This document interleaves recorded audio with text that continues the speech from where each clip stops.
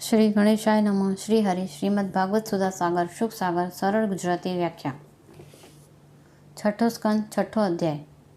દક્ષ પ્રજાપતિની 60 પુત્રીઓના વંશનું વર્ણન. શ્રી સુખદેવજી કહે છે, હે પરીક્ષિત, ત્યાર પછી બ્રહ્માજીના ઘણા આગ્રહને કારણે દક્ષ પ્રજાપતિએ પોતાની પત્ની અશ્વિનીના ગર્ભથી 60 પુત્રીઓ ઉત્પન્ન કરી. તે બધી જ પોતાના પિતા દક્ષને ઘણો પ્રેમ કરતી હતી.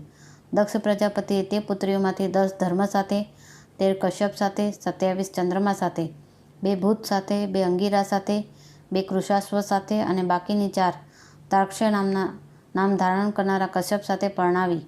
હે પરીક્ષિત, તમે મારી પાસેથી દક્ષની તે પુત્રીઓ અને તેમના સંતાનોના નામ સાંભળો. તેમની વંશ પરંપરા 3 લોકમાં ફેલાયેલી છે. ધર્મની 10 પત્નીઓ હતી: ભાનુ, લંબા, કક્ભુ, જામી, વિશ્વા, સાધ્યા, મરુત્વતી, વસુ, મુહૂર્તા અને સંકલ્પા. તેમના પુત્રોના નામ સાંભળો. હે રાજન, ભાનુનો પુત્ર દેવઋષભ અને તેનો પુત્ર ઇન્દ્રસેન થયો. લંબાનો પુત્ર વિદોત થયો અને તેનો પુત્ર થયો મેઘો. કકુબનો પુત્ર થયો સંકટ, તેનો કિકટ અને કિકટના પુત્રો થયા પૃથ્વીના સમસ્ત દુર્ગો, કિલ્લાઓના અભિમાની દેવતાઓ. જામીના પુત્રનું નામ હતું સ્વર્ગ અને તેનો પુત્ર થયો નંદી.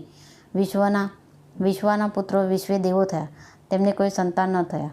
સાધ્યાથી સાધ્યો થયા અને તેમનો પુત્ર થયો અર્થસિદ્ધિ. મરુત્વતીના 2 પુત્રો થયા, મરુત્વાન અને જયંત. જયંત ભગવાન વાસુદેવના અંશ છે. તેમને લોકો ઉપેન્દ્ર પણ કહે છે. મુહૂર્તાથી મુહૂર્તના અભિમાની દેવતા ઉત્પન્ન થયા. તેઓ પોતપોતાના મુહૂર્તમાં જીવોને તેમના કર્મ અનુસાર ફળ આપે છે. સંકલ્પાનો પુત્ર સંકલ્પ અને તેનો પુત્ર કામ થયો. વસુના પુત્રો 8 વસુ થયા. તેમના નામ મારી પાસેથી સાંભળો: દ્રોણ, પ્રાણ, ધ્રુવ, અલ્ક, અગ્નિ, દોષ, વસુ અને વિભા વસુ. દ્રોણની પત્નીનું નામ છે અભિમતી. તેનાથી હર્ષ, શોક, ભય નામના વગેરેના અભિમાની દેવતા ઉત્પન્ન થયા. પ્રાણની પત્ની ઓજસ્વતીના ગર્ભથી સહ, આયુ અને પુરુજવ નામે 3 પુત્રો થયા.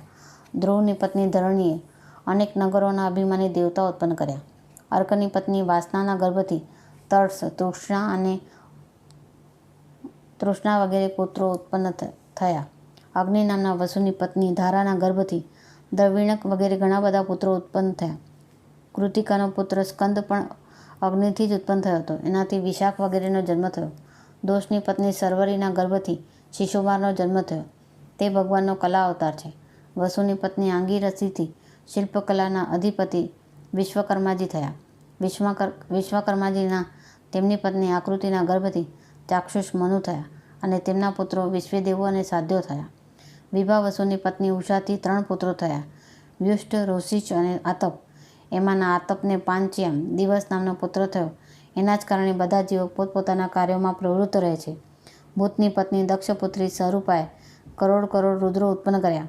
એમાં રેવત, અજ, ભવ, ભીમ, વામ, ઉગ્ર, વૃક્ષા, કપિ, અજેકપાદ, આહિર્બુધન્ય, બહુરૂપ અને મહાન એ 11 મુખ્ય છે.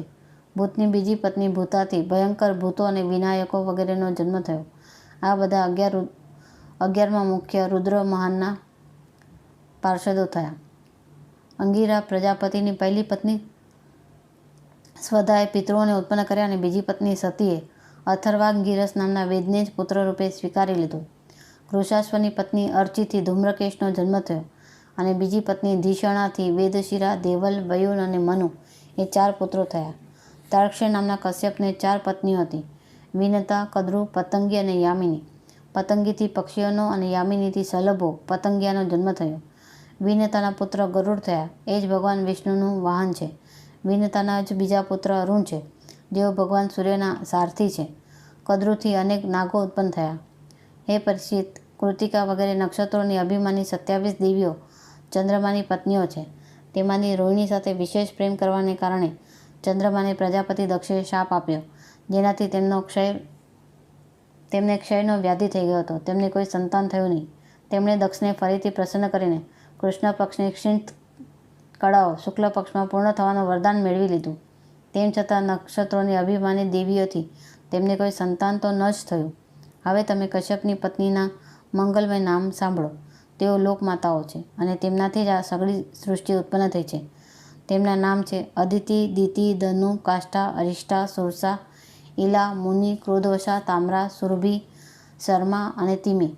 આમાં તિમિના સંતાનો છે જળચર જંતુઓ અને શર્માના સંતાનો છે વાઘ વગેરે હિંસક જીવો.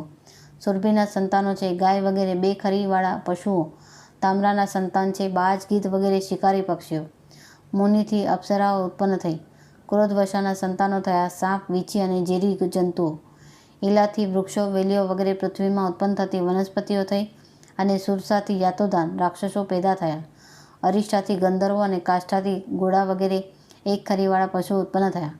ધનુના 61 પુત્રો થયા. એમાંના મુખ્ય મુખ્ય સંતાનોના નામ સાંભળો. દ્વિમૂર્ધા, શંબર, આરિષ્ટ, હયગ્રીવ, વિભાવસુ, અયુમુખ, શંકુશિરા, સ્વરભાનુ, કપિલ, અરુણા, પુલોમા, વૃષપર્વા, એકચક્ર, અનુતાપન, ધૂમ્રકેશ, વિરૂપાક્ષ, વિપ્રચિતિ અને દુર્જય. સ્વરભાનુની પુત્રી સુપ્રભા સાથે નમુચીએ અને વૃષપર્વાની પુત્રી શર્મિષ્ઠા સાથે નહુષ પુત્ર મહાબળવાન યયાતિએ લગ્ન કર્યા. ધનુના પુત્ર વૈશ્વાનરને 4 સુંદર પુત્રીઓ હતી. તેમના નામ હતા ઉપદાનવી, હયશિરા, પુલોમા અને કાલકા. એમાંની ઉપદાનવી સાથે હિરણ્યાક્ષનું અને હયશિરા સાથે ક્રતુનું લગ્ન કર્યું. બ્રહ્માજીની આજ્ઞાથી પ્રજાપતિ ભગવાન કશ્યપે વૈશ્વાનરની બાકીની 2 પુત્રીઓ પુલોમા અને કાલકા સાથે લગ્ન કર્યું. એમનાથી પૌલમ અને કાલકેય નામના 60,000 યુદ્ધવીર દાનવો થયા. એમનું જ બીજું નામ નિવાત કવચ હતું. તેઓ યજ્ઞકર્મમાં વિઘ્નો નાખતા હતા. તેથી હે પરીક્ષિત, તમારા દાદા પિતામહ અર્જુને ઇન્દ્રને પ્રસન્ન કરવા માટે તેમને મારી નાખ્યા હતા. આ તે દિવસોની વાત છે કે જ્યારે અર્જુન સ્વર્ગમાં ગયા હતા. વિપ્રચિતિની પત્ની સિંહિકાના ગર્ભથી 101 પુત્રો ઉત્પન્ન થયા. એમાં સૌથી મોટો હતો રાહુ, કે જેની ગણના ગ્રહોમાં થવા પામી. બાકીના 100 પુત્રો કેતુ એવા એક જ નામે જાણીતા થયા. હે પરીક્ષિત, હવે ક્રમશઃ અદિતિની વંશ પરંપરા સાંભળો.